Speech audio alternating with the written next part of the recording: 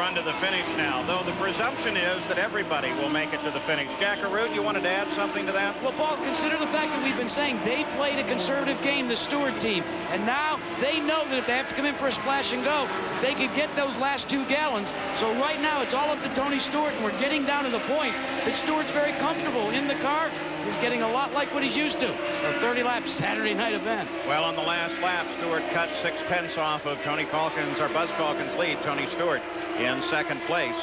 Well, let me tell you something, though. If he has to come in for those 2 gallons, his race is over in terms of his position or battling for the lead. But you know, Danny, we'd gamble on it, wouldn't we? You just have to go for it. I mean, if you set to as much power as he's got, sooner or later he's got to take a run for the lead. That's right, and I think he's doing it. I think he's got it turned up, and now we're going to have to see how Buzz Calkins responds to that. He's cut off a couple of seconds right now. Buzz is probably being conservative, but at some point, when Tony gets behind him, we're going to have to see some great racing. Buzz is going to have to pick it up too, isn't he? That's right. And they will. 27s to go. Calkins 1.5 ahead now. Here's third place. This is Robbie Buell. He's 2 laps behind the leader, but he's solidly alone there. Michele Alboreto is the only one that can catch him, and he's running in 4th place.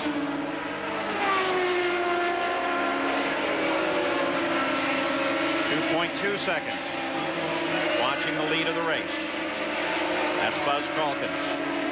Denver, Colorado, Bradley Motorsports. Came up in go-karts and Formula Ford. You're on board now with 4th place Michele Alboreto. Robbie Buell not in sight ahead of him right now. Well, now you get a glimpse of Buell there. So Alboreto closing on Robbie Buell. Of course, that means a top 3 finish if Alboreto can get around him, and then there's the battle for the lead. Also, these drivers got to be getting tired by now. Remember, if you pull 3, 4, 5 G's all day long, these guys are tired. All right, the silver car is Robbie Buell, and the red car just behind him, that was Alboreto. Now back at the front of the field as Calkins comes alongside Roberto Guerrero. Still 2.9 seconds back, so comes up and surges back. That's all traffic. That's all to do with traffic, and Bobby made a good point. They are a little tired out there. We've been very green, but let me tell you something. The adrenaline's flown with those 2 guys at the front. So 174 laps complete. Buzz Calkins is in the lead, but Tony Stewart is closing in. We'll see what happens as we go to the final laps. So we're 0 for 3. We go to commercial, and out comes the yellow. This time it's Davey Hamilton, A.J. Floyd's driver. There he is, obviously okay, climbed out of the car. Just got up coming off a 2 and brushed up against the wall, Danny Sullivan. Well, I think it was more than brush. It looks like the way, watch him coming in here, and you'll see him, he's turning, and then boom, the car just changes direction. He can't turn it anymore. Something went wrong there. If he was in the gray or just sliding or on the marbles, he would have been drifting up there. That car went straight up into the fence. And he very wisely kept it up against the wall. Let's go to Jack. Paul, first it was a dream for John Menard to simply run the Indianapolis 500. That dream came true. Sat on the pole with Scott Brayton last year. Now the dream is to win the first IRL race.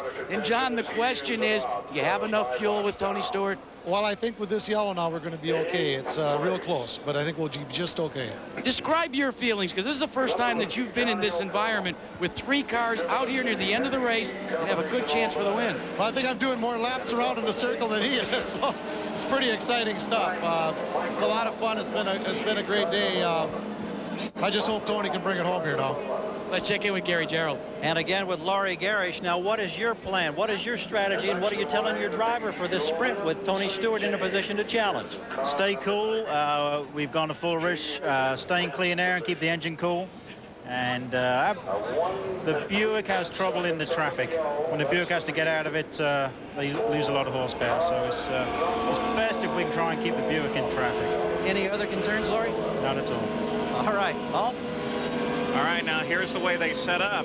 There you see Calkins. Right behind him is Roberto Guerrero and then Tony Stewart. So the yellow has certainly been a bit of a help to Stewart. The question is whether or not Roberto Guerrero will feel racy when they come back to the green flag. So we're under yellow. It'll be a little while longer before they get it cleaned up just off of turn 2 there. 179 laps complete, and we're looking at a dash to the finish at Walt Disney World.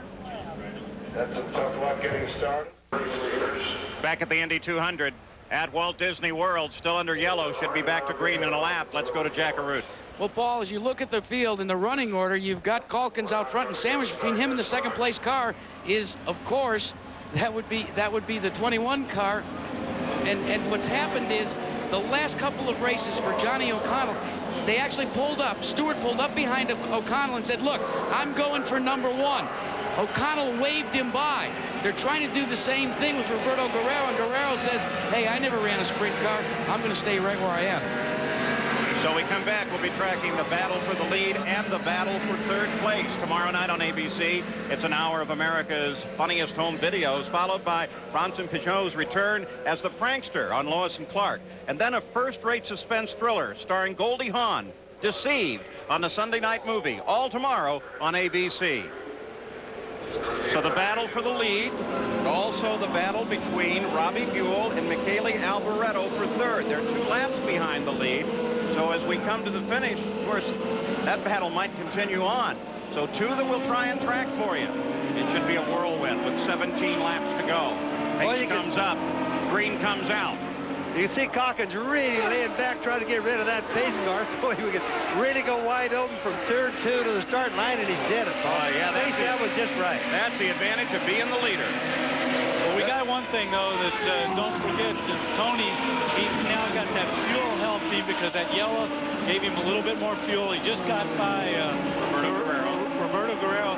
Now takes away that gap. They've got the clear air in front of him. He's going to be running strong right up to try to catch Calkins. But boy, look at him now. He is very definitely on the charge. Crossed the line 2.3 seconds behind, but closing fast. You can see the 2 cars right there. On the left side is number 1, the right side is number 2. Buell, they both said to heck with it. We're going for it. Both of them are turning all the RPM and giving all the power that they can possibly give those 2 cars. Laps counting down, now 14 to go. Tony Stewart still maintaining that interval of about 2 seconds, so Calkins is well aware he's there, and the assumption obviously is that both are going as fast as they can. And for quite a while now, there's no traffic in front of them, so the 2 of them are going to have their shootout. And for them, they recognize that this is a history-making finish, the first IRL race, the first race here on this wonderful track at Walt Disney World. And 2 guys who have never won in the Indy cars battling for the lead. Let's go to Jackaroo. Well, Paul, you say Buzz Calkins knows that Tony Stewart's coming. He definitely knows because the crew keeps radioing out to him. Here he comes, here he comes, here he comes. All he says is, okay. Yeah, I bet that helped my nerves a whole lot. Yeah, I couldn't look in the mirrors and see that. I don't think it's necessary. Bobby, what do you think the adrenaline level is in those 2 guys right now? The car, one trying to catch one. We got yellow out. We've got 2 cars into the wall in turn 1. Cheever is one of them, and Scott Sharp is the other. Boy, that's turn 1, 11 laps to go. Now the question will become, will they get this course cleared? Danny? Yes, and did you see what happened up there? Tony Scott went around between the wall and Scott Sharp. He went between them. So the question there is, that's all where that debris is. He's got to be careful whether he picks up a bump. The emergency vehicle blocked him, and he had to go up through there. And he decided, if he had to treat it like a dune buggy or a tank, go over that stuff around. Yeah, but I don't blame him. I don't blame him, but right look at all the debris to the right there. On there. What do you think? He's got a chance of a puncture in that deal. Well, that's going to be kind of touchy, but there's only 11 laps to go. Man, that was a gamble he had to take. I'd have done the same thing on that one. You'd absolutely done the same thing. Sometimes the emergency vehicles just come out in the wrong time, but safety must come first, which is what they did. He just was at a wrong place at a wrong time. So the safety vehicles become part of this. Now here is Stewart. Now watching the right. Look at that. Now he's almost going to hit the wall. See, look at that. He does hit the wall. He does hit the wall. Look at the mark going along the wall, and there he runs over that nose. There's literally no choice, though. There was no other place to go. He got caught in there, and that was it. Look at him. He almost got the truck right there, too. Yeah, what the driver of that emergency vehicle thought when he took that step out. I'm proud of him. He never gave up. And the report on the accident itself is that Eddie Cheever just closed down on Sharp. With some pain, they're lifting Eddie Cheever out of the car. You know, that's Eddie's second accident in 2 days at the same spot. Let's Let's make sure he's all right. He just wants to wait and sit there a second. He's shaking up pretty good. Yeah, when you get hurt, you have to sit there for a little bit. People pulling on you is not the best thing. But he held up his hand that I'm okay, I'm okay. Just give me a second here. Well, at least he's walking. The crowd gives him a nice round of applause. But obviously, Eddie Cheever is shaken up. Here it is, Danny and Bobby. And it comes down. Eddie said, we're on board with Eddie here. All right, we're coming down into turn 1. He's going in there. Sorry, that was turn 3. There's now the start-finish line. Boom. He got hit, obviously. Boy, you know what? That's almost an exact replay of what happened yesterday, Daddy. Yep. Yeah. So Eddie Cheever gets loaded into the ambulance.